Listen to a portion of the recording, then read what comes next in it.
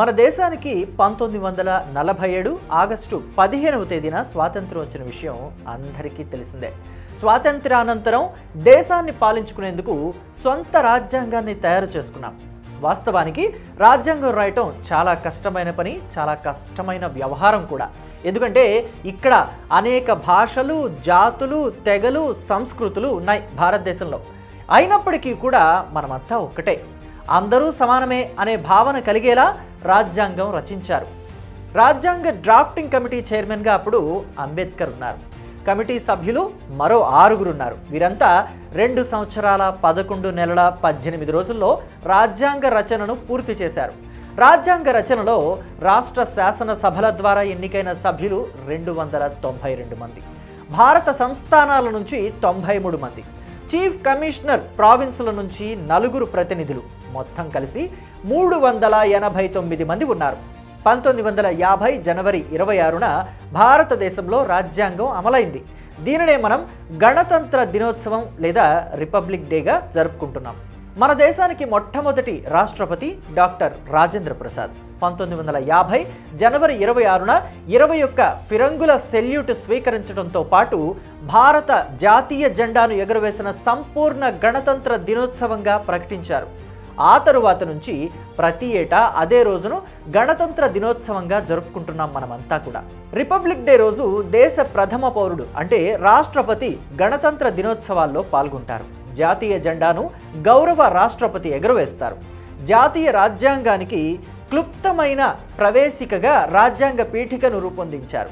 దీనినే రాజ్యాంగ ప్రవేశిక, ప్రస్తావన, మూలతత్వం, ఉపోద్ఘాతం, పరిచయం, ముందు మాట అని కూడా అంటాం. భారత రాజ్యాంగం ఈ పీఠికతోనే మొదలవుతుంది. భారతదేశ ప్రజలు దేశంపై ఉంచుకున్న ఆకాంక్షలు, ఆశయాలు, కోరికలు ఈ పీఠికలో స్పష్టంగా తెలపబడ్డాయి. భారత రాజ్యాంగానికి ఆత్మగాను, హృదయంగాను పీఠికను పిలుస్తారు. భారతదేశం ఒక సర్వసత్తాక దేశం అంటే దీని అర్థం దేశంలోని అన్ని వ్యవహారాలు దేశమే నిర్వహిస్తుంది, బయట వారి జోక్యాన్ని అనుమతించరు. సామ్యవాద దేశంలో సంపదను సమానంగా ప్రజలకు పంచాలి. అతి కొద్ది మంది చేతుల్లో డబ్బు, పరపతి, సంపద ఉండిపోకూడదు. భూమి, పరిశ్రమలు, పెట్టుబడులపై ప్రభుత్వం నియంత్రణ చేస్తూ అందరికీ సమాన హక్కు ఉండేలాగా చూడాలి. లౌకిక దేశం అంటే ప్రజలకు ప్రభుత్వానికి గల అనుసంధానం కేవలం రాజ్యాంగం, చట్టం, న్యాయం ద్వారా ఉండాలి.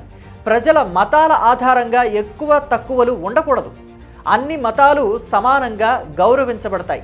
దేశానికి అధికార మతం అంటూ ఏదీ లేదు. పౌరులందరూ వారికిష్టమైన మతాన్ని నమ్మి ఆచరించుకోవచ్చు. భారతదేశంలో ప్రజలే ప్రభువులు. అందువల్ల భారతదేశం ఒక ప్రజాస్వామ్య దేశం. ప్రజల నుండే పాలకులు ఎన్నికల ద్వారా, ఎన్నికల విధానంతో ఎన్నుకోబడతారు. ఒక వ్యక్తి, ఒక ఓటు అనే సిద్ధాంతంపై భారత ప్రజాస్వామ్యం ఆధారపడి ఉంది. భారతదేశ పౌరుడైన 18 ఏళ్లు నిండిన ప్రతి వ్యక్తి కూడా చట్టం ద్వారా ఓటు వేసే హక్కును పొందుతాడు. ప్రజాస్వామ్యం కేవలం రాజకీయ పరంగానే కాకుండా సామాజిక, ఆర్థిక పరంగా కూడా అన్వయించుకోవాలి. గణతంత్ర ప్రభుత్వంలో దేశాధినేతను ప్రజలే ఎన్నుకుంటారు. వారసత్వ రాచరికంగానో నియంత్రణలోనో ఉండదు. దీని ద్వారా చెప్పేదేంటంటే ప్రభుత్వం ఏ ఒక్కరి సొత్తు కాదు. ఒక పరిమిత కాలం వరకు ప్రజల ద్వారా నేరుగా కానీ పరోక్షంగా కానీ దేశాధినేతను ఎన్నుకోబడతారు. ఎన్నో దేశాల రాజ్యాంగాలను చదివాను, కానీ భారత రాజ్యాంగం అంతటి సమభావన కలిగి ఉన్న రాజ్యాంగం మరేదీ లేదని ఐక్యరాజ్య సమితి సెక్రటరీ జనరల్ ఆంటోనియో గుటెరస్ అన్నారు. ఈ రాజ్యాంగం సర్వత్రా అమలైతే భూమిపైనే స్వర్గం ఉంటుందంటారు. దేశ ప్రజలంతా సురక్షంగా, సుభిక్షంగా, సమాన గౌరవ మర్యాదలు కలిగి ఉండాలన్నదే మన రాజ్యాంగ లక్ష్యం. ఈ లక్ష్యం నెరవేర్చే దిశగా మనమంతా కూడా ముందుకు సాగాలి, కలిసికట్టుగా ముందడుగేయాలి.